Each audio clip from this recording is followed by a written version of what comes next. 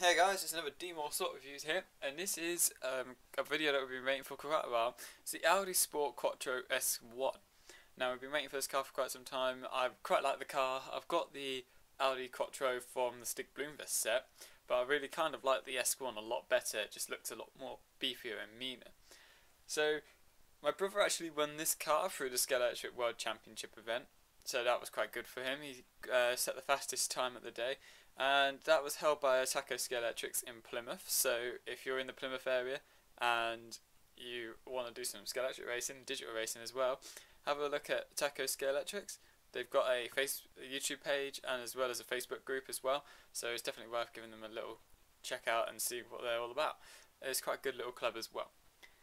So this car is fantastic. It is a legendary car as well. It's from the Group B Rally era, and this is the 1985 model. It's driven by Walter Roll, and this car actually finished third in the championship, with 59 points. Stig Bloomvest finished second in the championship with the same car. So I don't know who won the championship that year. I missed that one out, unfortunately. Didn't write that down. And Walter Roll actually won the 1985 Italian Rally Saniero. So yeah, no, San Remo, and he actually won that event. So the Audi won a couple of events. I think he only won one event that year, and that was the one that Walter Roll won. So he did many years in racing. He did 75 rallies, Walter Roll did, and I think the highest he ever finished was actually third in the championship. Again, I didn't write that one down. But some of the specs of the actual car is that it's 0 to 60 was in 3.1 seconds. For a car of that time, that was pretty quick. And the brake horsepower was officially meant to be 450, but I believe it was a lot higher, and it was like 500 plus or something. So if someone knows the exact brake horsepower, because I had a look everywhere and I was getting all kinds of different numbers. I was getting 850, didn't get any higher than 850, but I was getting like 500 and 430, and I even got one as low as 197 brake horsepower. So a lot of people conflicting ideas of actually how fast this, or how much brake horsepower this car actually had. Interesting thing I just realised about this car, it's actually the rally of San Marino, which is the one that's Walter Roll actually won. So you're getting the race-winning car from that actual rally, which is quite cool, nice touch as well. But this car is absolutely fantastically detailed. It's just beefy looking as well. I mean, I love the two drivers on there, and I just like the fact that all this detailing just here. It looks a lot nicer and a whole sort of more modern and more fierce compared to the other car, which I will be doing a comparison video with this one in another video. So I think it's a very good car as well. I just want to show you something on the bottom. As you can see, it is actually the same if you have the other S1 models.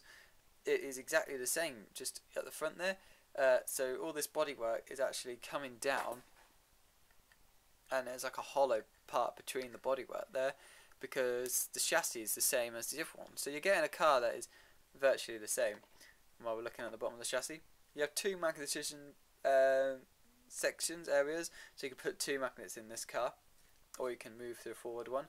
You've got DPR, and you've got quick change braids, and you've got an 18,000 rev sidewinder as well. So virtually the same as any other Scalextric car that you can get. So that's pretty much covered all the features. All the features are also written on your box lid as well. So you've got all the features there. It's got front and rear working lights as well. So that's pretty good. Another thing that's worth a mention is that on the bottom of every box as well, you get two sets of braids as well if it's a brand new car. And last but not least, keep forgetting, the product code for this one is C3410. And this is Audi Quattro S1 1985 Rally San Remo W Roll number 5, which is the one he won. So that's quite you know, quite good that they've done the car that actually won the stage, which is pretty cool, and it's quite accurate, I think, as well. I mean, I always do like the fact that they do one particular race with this car as well.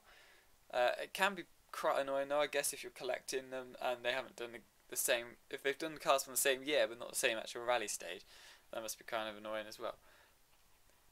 I think as well this car is definitely sort of worth a buy, especially if you're a Group B fan. Sorry, it's a fantastic era.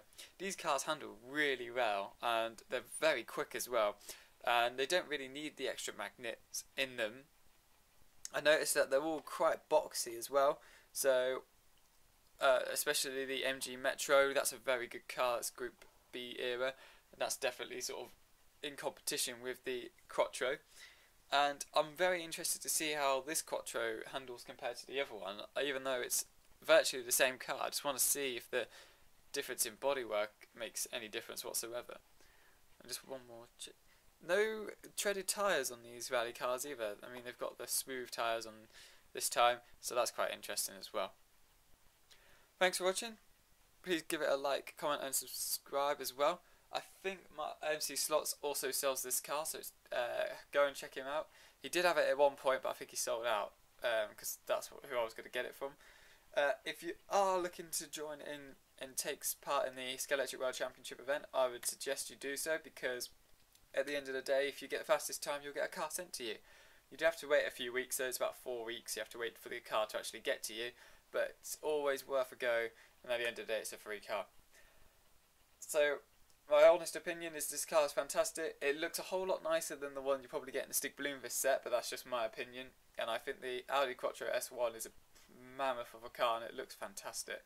So it's definitely worth a buy, and it's definitely worth adding to your collection if you're a rally fan and you haven't already bought it.